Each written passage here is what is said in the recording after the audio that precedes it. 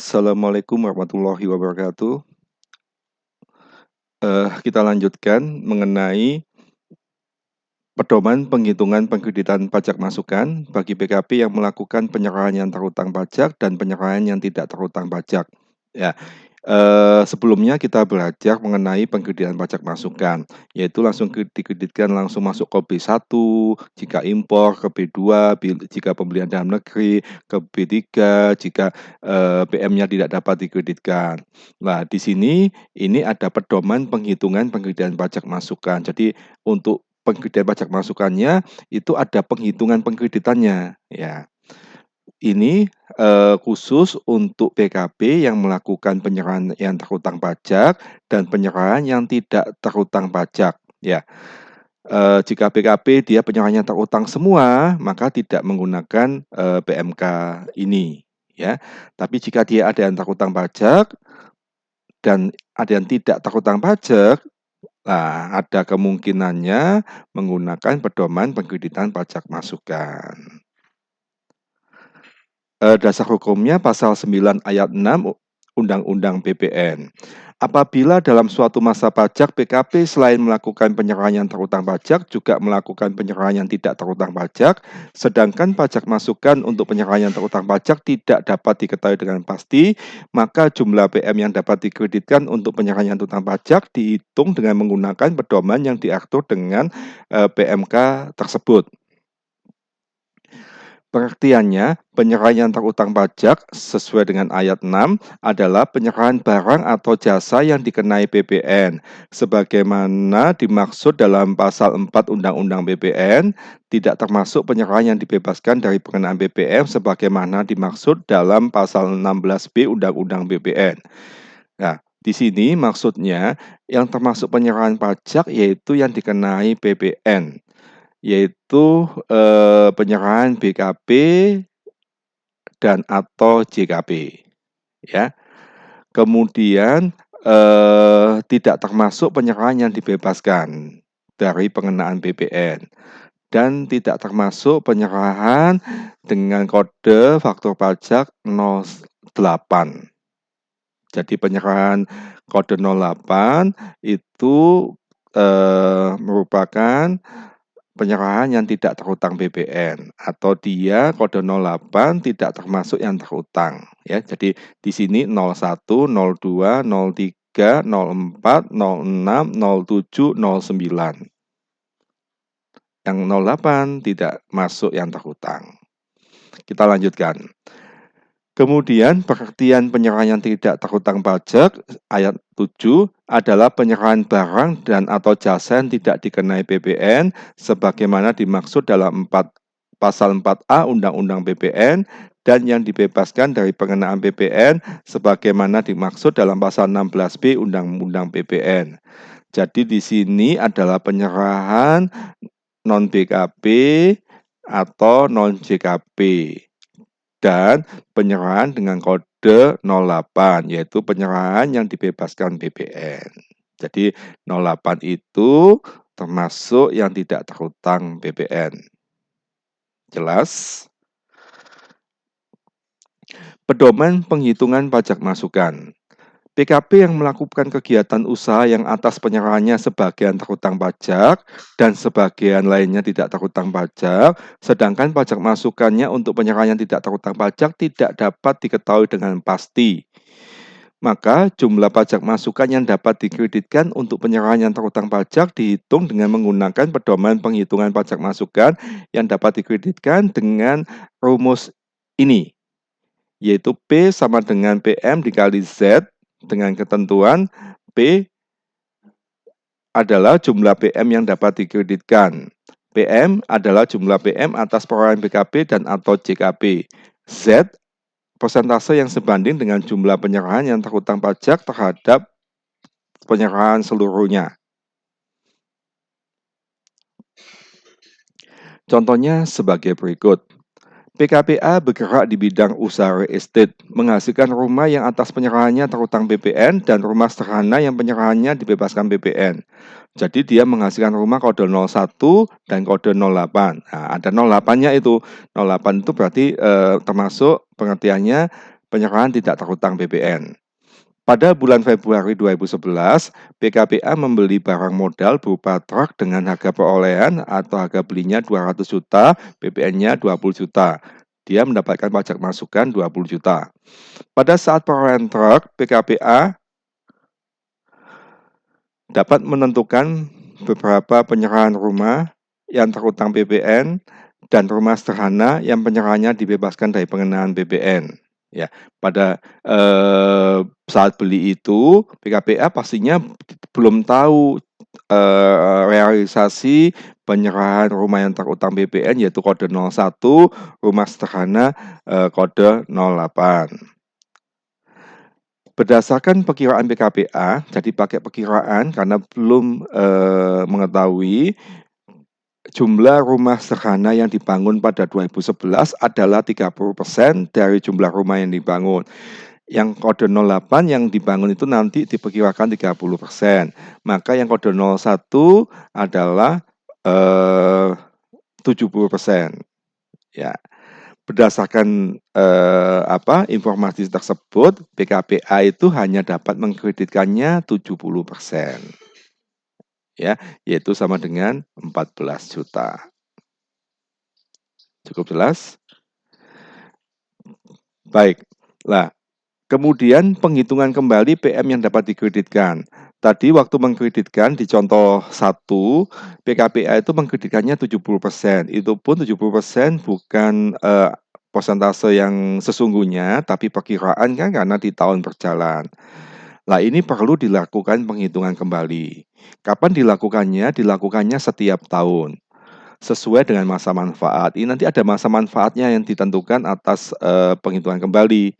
Diperhitungkan dengan PM yang dapat dikreditkan pada suatu masa pajak paling lama pada bulan ketiga setelah berakhirnya tahun buku.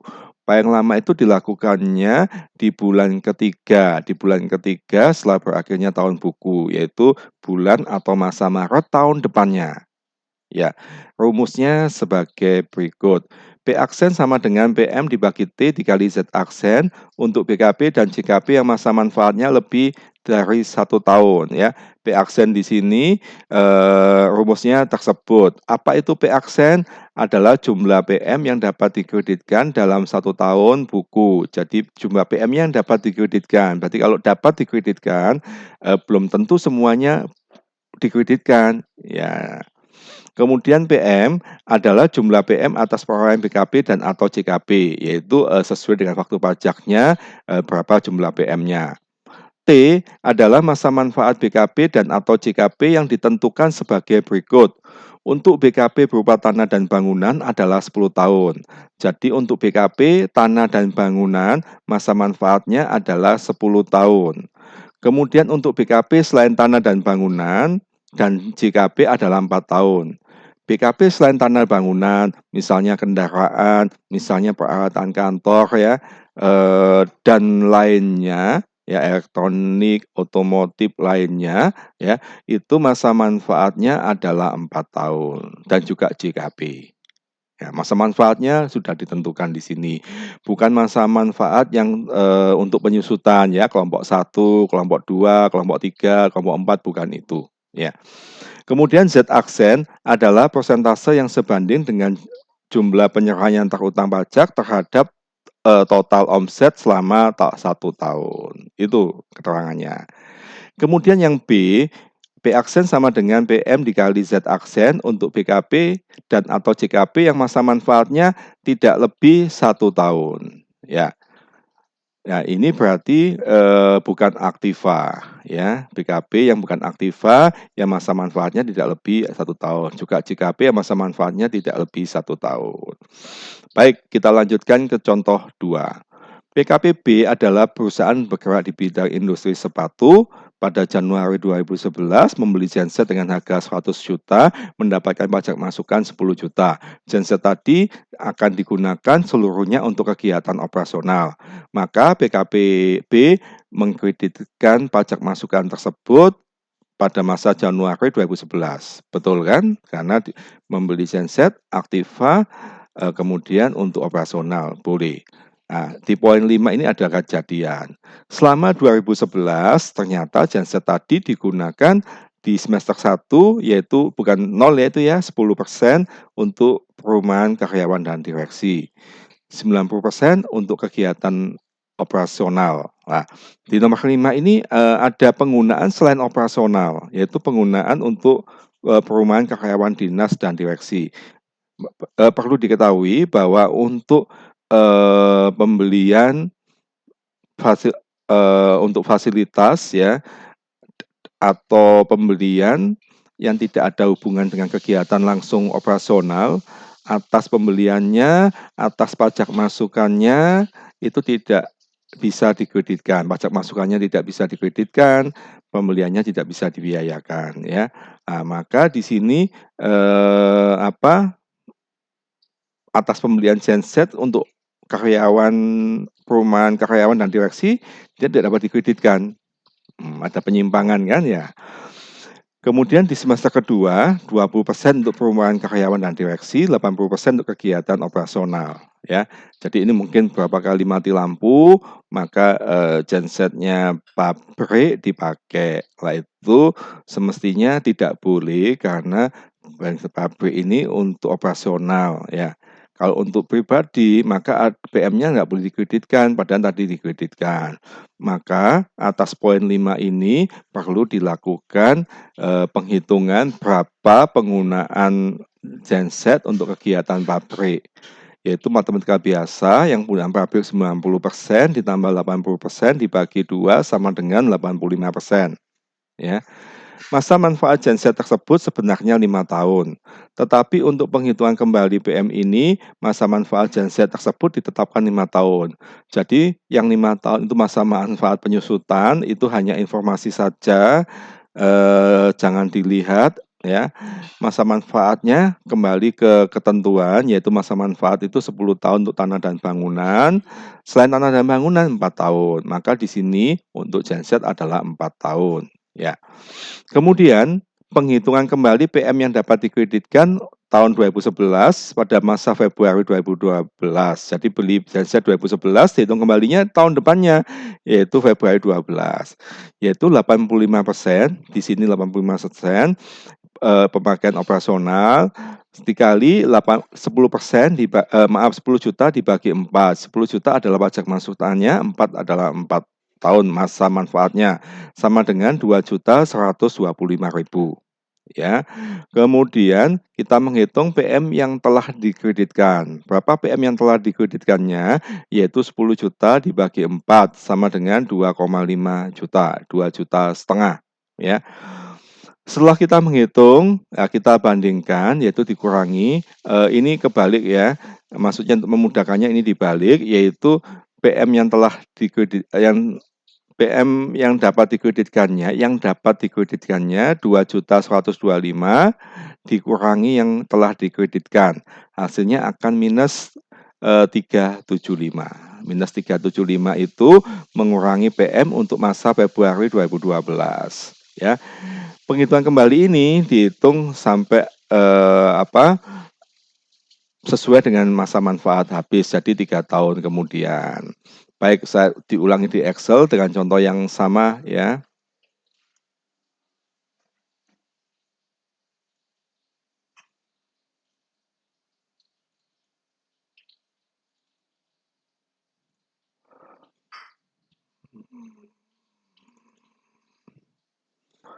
Sesuai dengan contoh tersebut, kita simpulkan diketahui membeli truk 200 juta dengan pajak masukannya 20 juta. Truk tersebut dipakai untuk operasional pembangunan rumah yang terhutang PPN kode 01, pembangunan rumah yang dibebaskan PPN kode 08. Kita ketahui untuk kode 01 atas PM-nya dapat dikreditkan, terus kemudian kode 08 PM-nya tidak dapat dikreditkan ya, masih ingat? Jadi kan PM-nya tidak dapat dikreditkan. Yang 01 itu terhutang PPN, yang 08 itu termasuk definisi tidak terhutang PPN. Ya. Kemudian perkiraan pembangunan rumah yang dibebaskan adalah 30%, maka rumah yang akan dibangun yaitu 70%. Menghitungnya 100% dikurangi 30% sama dengan 70%. Maka PM yang dapat dikreditkan adalah 70% menggunakan persentase kode 01 dikali 20 juta sama dengan 14 juta. Nah, 14 juta ini nanti diinput di form B2, 6 jutanya diinput form B3. Catatan, wajib dihitung kembali sampai tahun berikutnya, yaitu selama 4 tahun sesuai dengan masa manfaat. Baik, cukup jelas. Kita lanjutkan di berikutnya. Nah, kemudian sebelum kita lanjutkan, hasil hitung kembali nanti diinput di SPT masa PPN 1111 di formulir 1111 AB, posisinya di 3 Romawi B3, yaitu di sini. Dan tadi hasilnya minus 375 ya di contoh 2. Nah, di sini kita lihat bahwa pajak masukan lainnya yaitu kompensasi kelebihan PPN masa sebelumnya 1 juta. Kompensasi kelebihan PPN karena pembetulan adalah 5 juta. Maka ini totalnya 6 juta. Nah, kemudian ada hitung kembali kita simulasikan di SPT ini yaitu minus 375 ya, 375.000. Maka tadi hasilnya 6 juta, 1 juta ditambah 5 juta sama 6 juta, kemudian ditambah 375, maka hasilnya PM-nya adalah 5.625.000. Maka dia mengurangi PM pada saat penghitungan kembali. Ya. Kalau misalnya ini hasilnya positif katakanlah ya. Kembali ini adalah 6 juta ya. Kemudian misalnya hasilnya positif 375. Nah, 375 positif itu menunjukkan angka bahwa dia menambah. Maka PM-nya menjadi 6.375.000. Itu simulasi di input di SPT masa PPN. Kemudian contoh berikutnya, contoh 3. PKPC adalah perusahaan integrated atau yang terpadu di bidang perkebunan jagung dan minyak jagung. Pada bulan April 2011 membeli truk baik digunakan untuk operasional, baik untuk perkebunan jagung maupun untuk pabrik minyak jagung, yaitu 200 juta, pajak masukannya 20 juta. Sebagai informasi, untuk perkebunan jagung penyerahannya tidak terhutang BPN, untuk penyerahan minyak jagung terhutang BPN. Truk tersebut dipakai untuk baik perkebunan jagung maupun industri minyak jagung. Berdasarkan data yang dimiliki, diperkirakan untuk penyerahan yang terhutang yaitu untuk pabrik minyak jagung 70%. Berdasarkan data tersebut, maka PM yang dapat dikreditkan dalam SPT masa PPN masa April 2011 adalah 20 juta dikali 70% sama dengan 14 juta. Jadi dia dapat 20 juta tapi dikreditkannya 14 juta. Ya. Kemudian itu tadi perkiraan, maka PKPC wajib menghitung kembali. Setelah berakhirnya tahun buku, maka laporan keuangan yang sudah jadi, laba ruginya menunjukkan bahwa omsetnya di tahun 2011 adalah 100 miliar. Itu bukan 100 juta, karena kecil ya, ini 100 miliar. Yang berasal dari penjualan jagung 40 M, penjualan minyak jagung 60 M. Nah, kemudian diketahui masa manfaat truknya 5 tahun, tapi itu hanya untuk penyusutan. Kita hitung sesuai dengan masa manfaat, sesuai dengan penghitungan kembali, yaitu 4 tahun. Maka berdasarkan informasi tersebut, PM pajak masukan hitung kembali yang dapat dikreditkan adalah 60 juta dibagi 60 M dibagi 100 M. 60 M ini adalah penyerahan minyak jagung yang terutang PPN dibagi 100 M adalah total omset. Dikali 20 juta pajak masukannya dibagi 4 masa manfaatnya sama dengan 3 juta. Itu PM hitung kembali. Kemudian PM yang telah dikreditkan, tadi PM-nya kita ketahui 20 juta, tapi dikreditkannya 14 juta, maka yang digunakan adalah sesuai yang dikreditkan yaitu 14 juta dibagi 4 sama dengan 3,5 juta. Maka jumlah pajak masukan yang harus dihitung kembali adalah 3,5 juta. Ini dibalik aja ya supaya memudahkan, yaitu PM hitung kembalinya 3 juta dikurangi 3,5 juta sama dengan minus 500.000. Minus 500.000 itu maksudnya adalah mengurangi PM pada masa penghitungan kembali. Ya, kita buatkan Excel-nya untuk memudahkan, yaitu dari soal tersebut kita buat diketahui PM pembelian genset adalah 10 juta. PM-nya dikreditkan semua. Kemudian kita hitung pemakaian genset untuk operasional adalah 90% ditambah 80% dibagi 2 sama dengan 85%. Kemudian kita hitung pajak masukan hitung kembali yang dapat dikreditkan, kita singkat PMHK 85% dikali 10 juta pajak masukannya dibagi 4, yaitu masa manfaat sama dengan 2 juta 125, ya. Kemudian pajak masukan yang telah dikreditkan yaitu 10 juta dibagi 4, 2.500.000. Maka dia mengurangi PM 375. Ya, ini yang yang contoh 2. Kemudian contoh 3 ya, saya lanjut contoh 3. Diketahui PM-nya pembelian truknya 20 juta. Perkiraan omset terhutang yaitu minyak jagung 70%. PM dikreditkannya adalah 70% dikali 20 juta sama dengan 14 juta. Total omsetnya 100 miliar. Total omset yang terhutang yaitu penjualan minyak jagung adalah 60 miliar. Maka penghitungan kembalinya, PM hitung kembalinya adalah 60 miliar dibagi 100 miliar. Omset yang terhutang dibagi total omset dikali 20 juta dibagi 4 sama dengan 3 juta. PM yang telah dikreditkan adalah 14 juta dibagi 4 sama dengan 3,5 juta. Maka selisihnya adalah minus 500.000. Minus 500.000 itu mengurangi pajak masukan. Ya. Lanjut contoh kedua, yaitu contoh 4, yaitu di tahun kedua. Diketahui omsetnya 100 miliar, yang mana untuk penjualan jagung 10 miliar, penjualan minyak jagung 90 miliar. Maka PM hitung kembalinya dapat dikreditkan, kita yang dilihat omsetnya saja, yaitu 90 miliar dibagi 100 miliar, dikali 20 juta dibagi 4, sama dengan 4,5 juta. Ya. Kemudian PM yang telah dikreditkannya tidak usah dihitung kembali, langsung saja 3,5 miliar, kan PM yang sama. Maka hasilnya yaitu PM yang telah dikreditkan ini dibalik 3.500.000 dikurangi omset yang dapat dikreditkan 4.500.000. Oh, maaf, kebalik ya.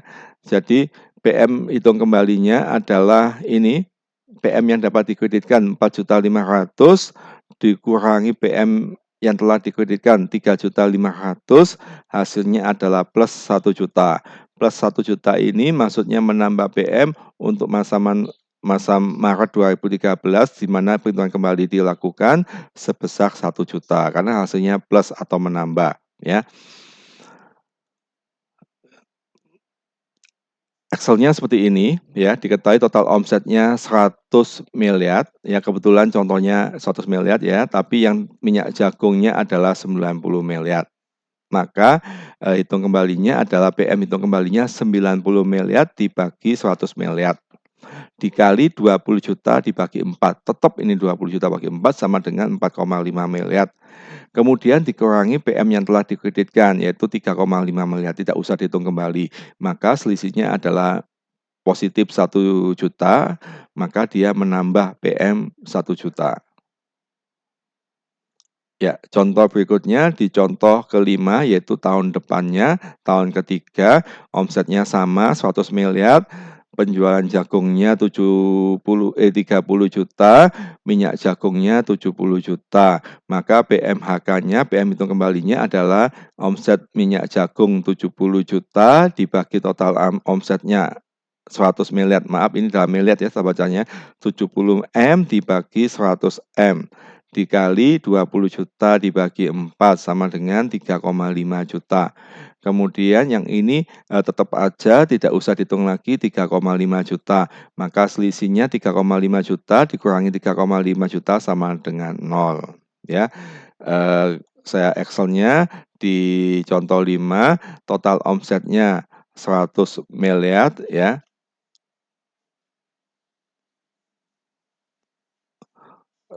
100 miliar, saya ubah miliar dulu ya.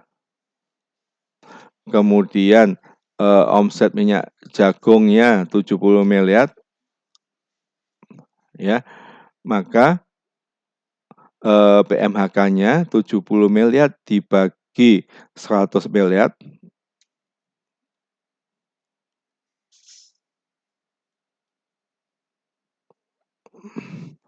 sama dengan 3.500.000. PM yang telah dikreditkannya yaitu 3.500.000, maka selisihnya 0. Ya. Kemudian contoh 6 yaitu kelanjutannya contoh 5, berarti tahun keempat, tahun terakhir ya, omsetnya 100 M, yang mana penjualan minyak jagung 50 M, penjualan jagung 50 M. Maka PM hitung kembalinya adalah 50 M dibagi 100 M dikali 20 juta dibagi 4 sama dengan 2,5. Kemudian PM yang telah dikreditkannya 3,5. Maka PM hitung kembalinya yang diperhitungkan adalah 2,5, ini ya 2,5 dikurangi 3,5 adalah minus 1 juta.